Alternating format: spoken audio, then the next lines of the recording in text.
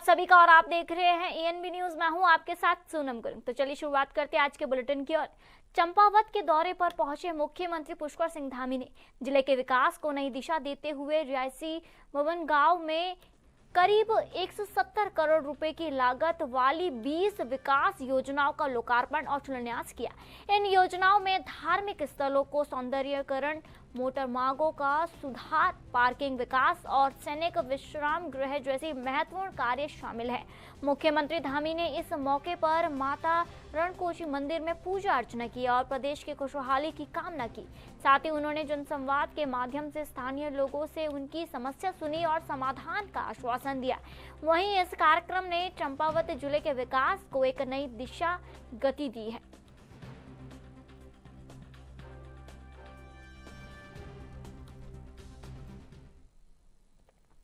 मुख्यमंत्री पुष्कर सिंह धामी ने खटीमा में 11 करोड़ 27 लाख की लागत से नवनिर्मित hi tech Maharana Pratap bus station का लोकार्पण किया।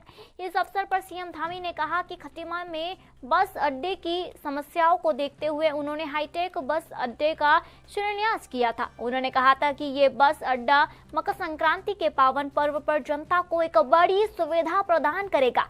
वहीं सीएम धामी ने बस अड्डे का नाम वीर महाराणा प्रताप के नाम पर रखने की घोषणा की है ताकि युवा उनकी वीरता से प्रेरित हो सके।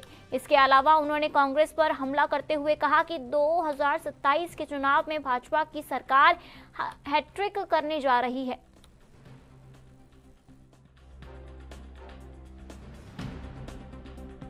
लगभग 11 करोड़ से अधिक की लागत से लगभग 20 पर यहाँ पर हाईटेक बस स्टैंड का आज लोकार्पण हुआ है और इसके लोकार्पण हो जाने से यात्रियों को बहुत सुविधा मिलेगी और जो बसें हमारे से आती थी उनको भी यहाँ पर एक अच्छा स्थान मिल जाएगा। यात्रियों को भी बड़ी सुविधा होगी। लंबे समय से इसकी प्रतीक्षा थी और ये शुरू होने से केवल खटीमा ही नहीं, खटीमा के आसपास के क्षेत्र के लोगों को भी अच्छा साधन मिलेगा, अच्छी सुविधा होगी और रोजगार के क्षेत्र में भी लोगों को, पर्यटन के क्षेत्र में भी और विकास के क्षेत्र में भी, सभी क्षेत्रों में भी अच्छा होगा। अर्थव्यवस्था की दृष्टि से, व्यापार की दृष्टि से।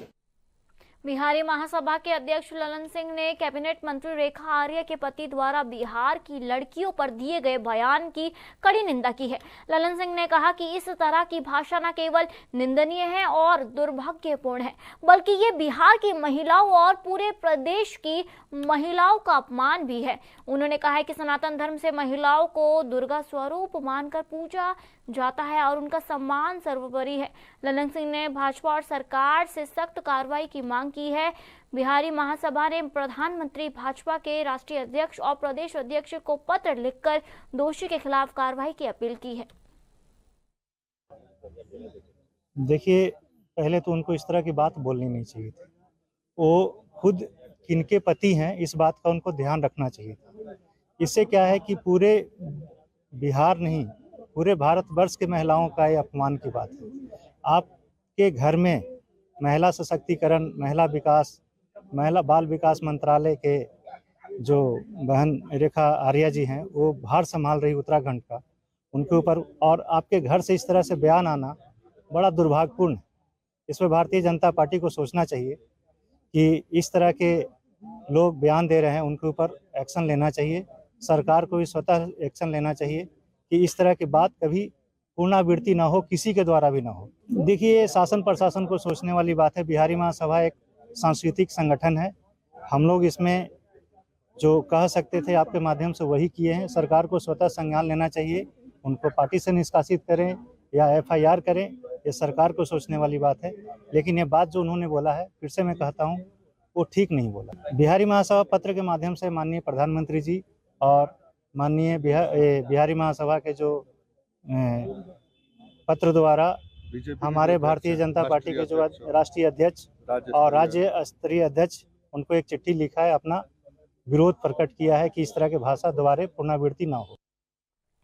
अल्मोड़ा के जिलाधिकारी अंशुल सिंह ने भी मां नंदा देवी मंदिर परिसर में चल रहे निर्माण कार्य का स्थलीय निरीक्षण किया। इस दौरान मंदिर समिति के पदाधिकारी भी उनके साथ थे। जिलाधिकारी ने कार्यदायी संस्था के अधिकारियों का निर्माण की गुणवत्ता, समयबद्धता और सुरक्षा मानकों का ध्यान रखने का निर्देश दिया है। उन्होंने कहा है कि नंदा देवी मंदिर सांस्कृतिक और आस्था का प्रमुख केंद्र है, इसलिए कार्यों में लापरवाही नहीं बरती जाएगी और नियमित रूप से प्रगति की समीक्षा की जाएगी।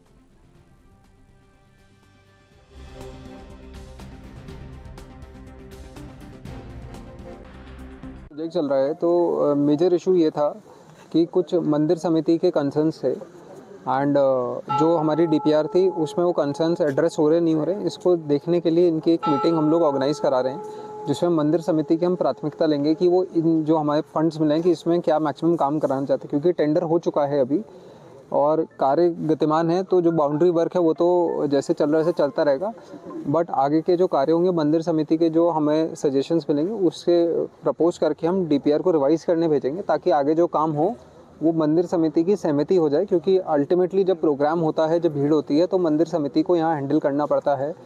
और मैं आशा करता हूँ कि हमारी जो भी संशोधन इसमें इन लोगों के द्वारा या हमारी जॉइंट कमेटी के द्वारा संशोधित करेंगे वो टूरिज्म डेवलपमेंट बोर्ड द्वारा एक्सेप्ट भी करे जाएंगे। बिहारी महासभा ने मकर संक्रांति के अवसर पर खिचड़ी और दही चूड़ा सह भोज कार्यक्रम का आयोजन किया। यह कार्यक्रम राजपुर रोड स्थित शिव बाल योगी आश्रम में हुआ, जहां बिहार और पूर्वांचल समाज के लोगों ने बढ़ चढ़कर हिस्सा लिया। मकर संक्रांति के इस खास मौके पर लोगों ने पारंपरिक खिचड़ी और दही चूड़ा का स्वाद लिया। इस अवसर पर बिहारी महासभा के अध्यक्ष ललन सिंह ने मकर संक्रांति के महत्व को बताते हुए कहा कि ये पर्व सनातन धर्म का महान पर्व है, जिसमें भगवान सूर्य और विष्णु की पूजा की जाती है। उन्होंने सभी को मकर संक्रांति की शुभकामनाएं दी और समाज के एकजुट होने की महत्व पर जोर दिया है। यहाँ पे कहाँ पे देख रहे हैं आप लोग प्रशासन? देखिए, शासन प्रशासन को सोचने वाली बात है। बिहारी महासभा एक सांस्कृतिक संगठन है। हम लोग इसमें जो कह सकते थे आपके माध्यम से वही किए हैं। सरकार को स्वतः संज्ञान लेना चाहिए, उनको पार्टी से निष्कासित करें या एफआईआर करें, ये सरकार को सोचने वाली बात है। लेकिन ये बात जो उन्होंने बोला है, फिर से मैं कहता हूँ, वो ठीक नहीं बोला। बिहारी महासभा किस तरीके से इसका विरोध कर रहा है, लेटर लिख रहा है, क्या कर रहा है? बिहारी महासभा पत्र के माध्यम से माननीय प्रधानमंत्री जी और माननीय बिहारी महासभा के जो पत्र द्वारा हमारे भारतीय जनता पार्टी के जो राष्ट्रीय अध्यक्ष और राज्य स्तरीय अध्यक्ष, उनको एक चिट्ठी लिखा है, अपना विरोध प्रकट किया है कि इस तरह के भाषा दोबारा पुनरावृत्ति ना हो। देखिए, पहले तो उनको इस तरह की बात बोलनी नहीं चाहिए थी। वो खुद किनके पति हैं, इस बात का उनको ध्यान रखना चाहिए था। इससे क्या है कि पूरे बिहार नहीं, पूरे भारतवर्ष के महिलाओं का ये अपमान की बात है। आपके घर में महिला सशक्तिकरण, महिला विकास, महिला बाल विकास मंत्रालय के जो बहन रेखा आर्या जी हैं, वो भार संभाल रही उत्तराखंड का, उनके ऊपर और आपके घर से इस तरह से बयान आना बड़ा दुर्भाग्यपूर्ण है। इसमें भारतीय जनता पार्टी को सोचना चाहिए कि इस तरह के लोग बयान दे रहे हैं, उनके ऊपर एक्शन लेना चाहिए। सरकार को भी स्वतः एक्शन लेना चाहिए कि इस तरह की बात कभी पुनरावृत्ति ना हो, किसी के द्वारा भी ना हो। बिहार की महिला हो, पूरे भारतवर्ष की महिला हो, उत्तर प्रदेश की महिला हो, सब सम्मानित है। हम लोग महिला को दुर्गा के रूप में, सरस्वती के रूप में, लक्ष्मी के रूप में पूजते हैं, और उनके बारे में इस तरह के पद पे होकर के इतनी ओछी बात बोलना बिल्कुल स्वीकार्य बात नहीं है।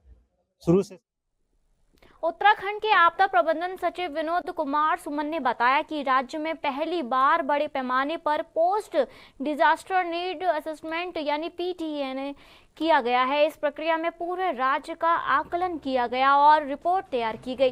रिपोर्ट के अनुसार आपदा में कुल 1 करोड़ रुपए से अधिक का जो है नुकसान हुआ है। सचिव ने यह भी बताया कि 31 दिसंबर 2025 को ये रिपोर्ट एनडीएमए और भारत सरकार को भेज दिया गया है। भारत सरकार इस प्रस्ताव पर विचार कर रही है और जल्द ही धनराशि उपलब्ध की जाएगी।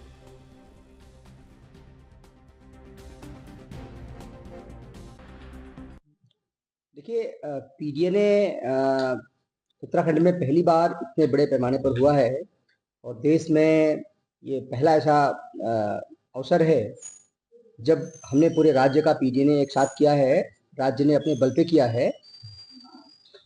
और पूरा पीडीएलए करने के बाद हमने 31 दिसंबर 2025 को एनडीएमए को और भारत सरकार को रिपोर्ट भेज दिया है।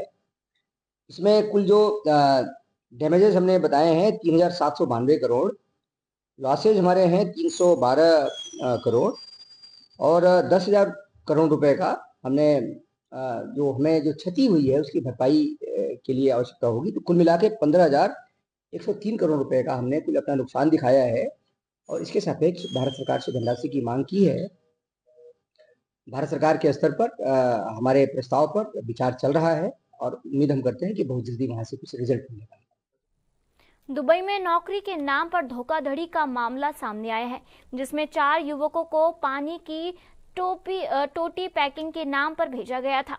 खटीमा और रुद्रपुर के 2 एजेंटों ने युवकों से बड़ी रकम लेकर उन्हें दुबई भेज दिया था। वहां पहुंचने पर एजेंट ने उनका पासपोर्ट जब्त कर लिया और विरोध करने पर धमकी दी है। वीडियो वायरल होने के बाद खटीमा पुलिस को जांच के निर्देश दिए गए हैं और रामपुर यूपी पुलिस को भी सूचित किया गया है। पीड़ितों को भारत लाने की कोशिश की जा रही है। एसएसपी मणिकांत मिश्रा जी से हमें निवेदन है कि सर हमें यहाँ से बचा लीजिए, हम दुबई में फंस गए हैं। दुबई रसल खेमा में है सर। हमें एजेंट ने बोला था कि टूटी पैकिंग करने का काम है और सर यहाँ पे रबड़ प्लास्टिक का काम होता है सर। रबड़ का काम होता है सर, उसमें टायर्स वगैरह बनते हैं, ईंटें बनती है सर। बहुत हीटिंग का काम है, बहुत दिक्कत हो रहा है उसमें, केमिकल वगैरह सब कुछ है सर। तो उसमें दिक्कत हो रहा है, बहुत तबीयत ख़राब हो जा रहा है हमारा। 15 दिन से तबीयत ख़राब है सर मेरा लगातार। दवाई डेली खा रहा हूँ, एक दिन एडमिट था हॉस्पिटल में भी। और सर इनका वो एजेंट आया था यहाँ दुबई का, तो वो सर बोल रहा था कि तुम सबको ऐसा जेल में डालूंगा तुम ज़िंदगी में निकल नहीं पाओगे दुबई से। और सर हमें मतलब बहुत परेशान कर रहे हैं। और सर वहाँ इंडिया में फ़ोन कर रहे हैं उनको, रजविंदर सिंह को, तो वो कह रहे हैं कि एक वीडियो बना कर भेज दो तो हम तुम्हें इंडिया बुलाएँगे, कि तुम आके यहाँ पैसा नहीं लोगे जो हमने पैसा दिया। तो सर हमने पैसा वहाँ पर दे के आए, तो सर हमें गलत जगह क्यों भेजा इन्होंने? इनको गलत जगह नहीं भेजना चाहिए। और सर एयरपोर्ट पे हमसे इन्होंने एक एग्रीमेंट पर साइन कराया सर, और एक वीडियो शूट किया हमारा कि ये काम है, ऐसा बोलो कि हम कर लेंगे, जैसा मैं सिखाऊंगा वैसा बोलना। तो सर उन्होंने जैसा जैसा सिखाया हमने ऐसा सब बोला और तुरंत हमने साइन किया और अंगूठा लगाया, फिंगर लगाया सर हमने, कि बोले फटाफट जैसा मैं बोल रहा वैसा बोलो, नहीं तो तुम्हारा फ़्लाइट मिस हो जाएगा। और सर एसएसपी सर से हमें निवेदन है कि सर हमें यहाँ से बचा लीजिए, आपसे ये आशा है हमारी। और सर यहाँ पे बहुत दिक्कत हो रहा है, तबीयत ख़राब हो जा रहा है। देहरादून में कांग्रेस महिला कार्यकर्ताओं ने गिरधारी लाल साहू के खिलाफ प्राथमिकी दर्ज कराने की मांग को लेकर डालनवाला थाने में जोरदार प्रदर्शन किया। इस दौरान महिला कांग्रेस प्रदेश अध्यक्ष ज्योति रतोला के नेतृत्व किया गया है। हालांकि पूर्व मुख्यमंत्री हरीश रावत थाने पहुंचे और आंदोलन की कमान संभालते हुए पुलिस पर एफआईआर दर्ज कराने का दबाव डालने लगे। वहीं धर्मपुर विधायक विनोद चमोली ने हरीश रावत पर निशाना साधते हुए कहा कि वे सुर्खियों में बने रहने के लिए इस तरह के कदम उठाते हैं। चमोली ने यह भी कहा कि हरीश रावत को सिर्फ निर्देश देने से काम नहीं हो जाता, लेकिन उन्हें हमेशा सुर्खियों में रहना पसंद है।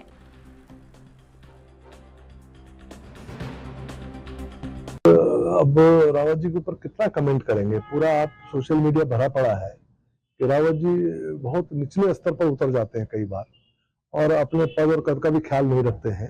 अरे उनका काम तो अगर वो ऐसे भी निर्देश कर देंगे तो वैसे भी हो जाएगा, लेकिन जब उनके खिलाफ कुछ मीम चले तो वो थाने पहुंच गए, बीजेपी कार्यालय आने लग गए। तो उनको सुर्खियों में बने रहना है। उनकी हालत तो इतनी खराब हो गई है कि सुर्खियों में बने रहने के लिए नारे खाए कहीं भी बैठने को तैयार है। ये उनकी समस्या है, मैं उसमें क्या कर सकता हूँ। वक्त हो गया एक छोटे से ब्रेक का।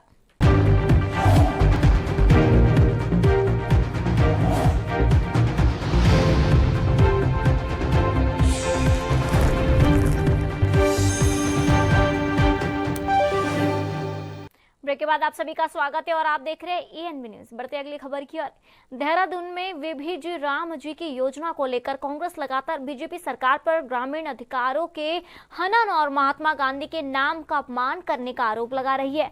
वहीं बीजेपी प्रदेश प्रवक्ता नवीन ठाकुर ने कांग्रेस पर तंज कसते हुए कहा कि मनरेगा योजना में कभी महात्मा गांधी का नाम नहीं था। वर्ष 2003 में योजना के नाम में बदलाव के समय भी गांधी जी का नाम नहीं था। ठाकुर ने यह भी बताया कि 2014 से पहले कांग्रेस को अपनी हार नजर आई है और तब जाकर उन्होंने गांधी जी का नाम जोड़ा था।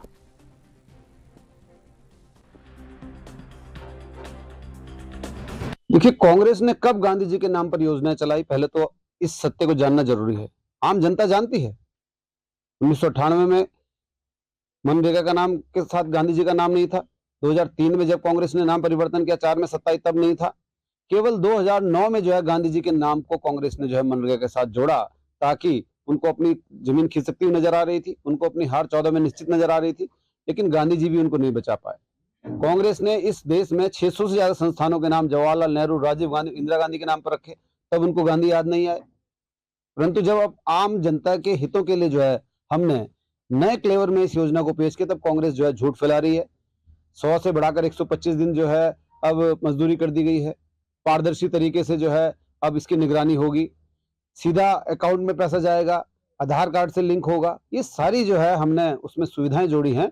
तो कांग्रेस को इससे दिक्कत हो रही है। कांग्रेस को लग रहा है कि अब आम जन को इतनी सुविधाएं मिलेंगी। कांग्रेस भाजपा के खिलाफ नहीं। वहीं उत्तराखंड कांग्रेस ने टैलेंट हंट कार्यक्रम शुरू किया है, जिसके तहत पार्टी के प्रवक्ताओं और सोशल मीडिया कार्यकर्ताओं की खोज की जा रही है। यह कार्यक्रम कांग्रेस पार्टी द्वारा राष्ट्रीय स्तर पर चलाया जा रहा है, जिसका उद्देश्य पार्टी के लिए प्रभावशाली प्रवक्ता और सोशल मीडिया टीम तैयार करना है। इस कार्यक्रम में स्कैनिंग प्रक्रिया के बाद चयनित उम्मीदवारों को पहले चरण में इंटरव्यू के लिए बुलाया गया था और अब दूसरे चरण की प्रक्रिया शुरू हो चुकी है। इस अभियान के तहत प्रवक्ता, पैनलिस्ट, रिसर्च और सोशल मीडिया टीम के लिए जिला स्तर से लेकर राष्ट्रीय स्तर तक प्रतिभाओं का चयन किया जाएगा। टैलेंट हंट का जो प्रोग्राम है आपका, क्या कुछ है इसमें? देखिए, जो टैलेंट हंट प्रोग्राम है ये राष्ट्रीय स्तर पर चलाया जा रहा है और पार्टी नेतृत्व जो है प्रवक्ताओं के लिए, जो हमारे रिसर्च वर्कर्स हैं उनके लिए, सोशल मीडिया के लिए नई प्रतिभाओं की खोज कर रही है। और जिस उत्साह के साथ टैलेंट हंट प्रोग्राम में लोग प्रतिभा कर रहे हैं, नए लोग इसमें आगे आ रहे हैं, इससे ये प्रतियोगिता अपने उद्देश्य की ओर बढ़ रही है। और आज राजधानी देहरादून में सेकंड चरण के इंटरव्यू हो रहे हैं। जिन्होंने फर्स्ट फेज पास किया है उनको आज इस इंटरव्यू के लिए बुलाया गया है और इसके बाद जो है राष्ट्रीय स्तर पर तीसरा फेज इसका होगा। और टैलेंट हंट का उद्देश्य यही है कि कांग्रेस पार्टी के साथ नई प्रतिभाओं को जोड़ा जा सके, जो मुखरता के साथ अपने अपने क्षेत्र में जो है पार्टी संगठन को आगे बढ़ाने के लिए अपना योगदान दे सके। बागेश्वर, जो कुमाऊं की काशी के नाम से जाना जाता है, में ऐतिहासिक उत्तरायणी मेला 2026 का आगाज हुआ है। शिव की नगरी बागेश्वर धाम में 20 जनवरी तक चलने वाले इस मेले का उद्घाटन मुख्य जिला प्रभारी मंत्री और कैबिनेट मंत्री सौरभ बगुणा ने रिबन काट कर किया। उद्घाटन के बाद उन्होंने नामेश मैदान में लगे विभिन्न सरकारी स्टॉलों का निरीक्षण भी किया। बागेश्वर शहर और बागनाथ नगरी को रंग बिरंगी लाइटों से सजाया गया। अत्यधिक डिजिटल मंच पर विभिन्न जनप्रतिनिधियों की मौजूदगी में इस मेले का शुभारंभ हुआ और ये मेला धार्मिक, पौराणिक और व्यापारिक दृष्टिकोण से क्षेत्रवासियों के लिए एक ऐतिहासिक अवसर बन चुका है।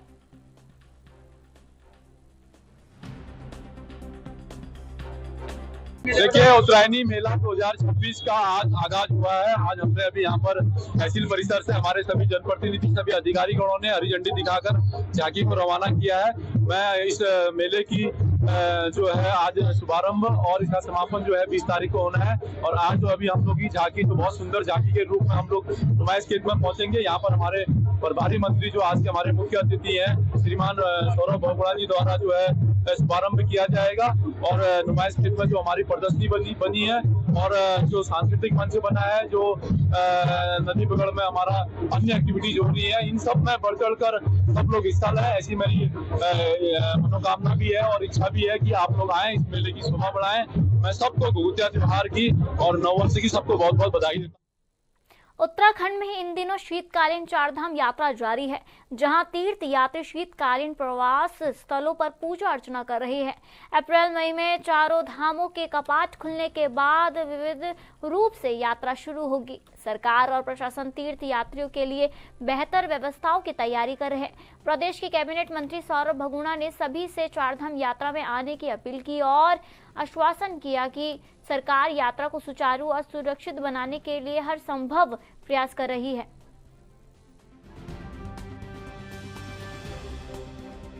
नहीं, लगातार हमारी देखिए अभी यात्रा संपन्न हुई है, अच्छी यात्रा चली है। बहुत ख़राब मौसम के बाद आपको पता है बहुत टाइम ऐसा रहा जिसमें कि यात्रा बाधित रही आपदाओं के चक्कर में, लेकिन उसके बाद भी मैं धन्यवाद करूंगा समस्त अधिकारियों का, सारी एजेंसीज़ का, कि उन्होंने बहुत अच्छा काम किया है वहाँ पे लोगों की व्यवस्था करने में, सुगम यात्रा बनाने के लिए।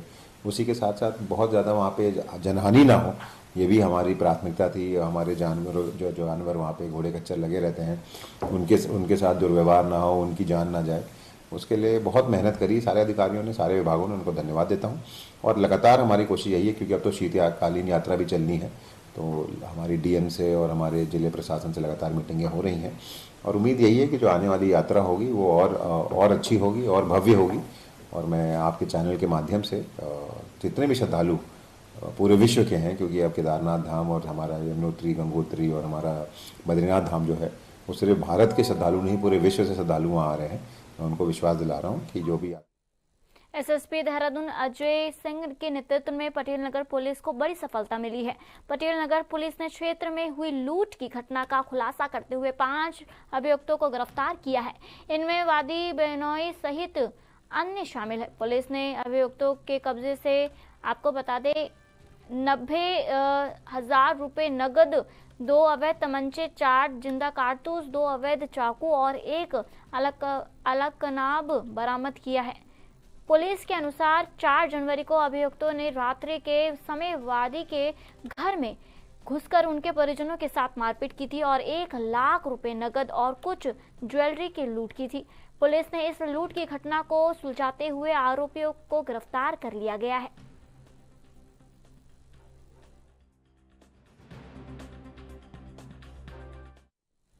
उत्तराखंड के काशीपुर निवासी किसान सुखविंदर सिंह की आत्महत्या मामले पर मुख्यमंत्री ने संज्ञान लेते हुए कुमाऊं कमिश्नर को मजिस्ट्रेट जांच के आदेश जारी किए हैं। इस घटना के बाद विपक्ष सवाल उठा रहे हैं कि नेता प्रतिपक्ष यशपाल आर्य का कहना है कि किसान ने आत्महत्या से पहले अपनी पीड़ा साझा करते हुए कहा था कि एसएसपी से लेकर थाना इंचार्ज तक ने उसकी फरियाद नहीं सुनी।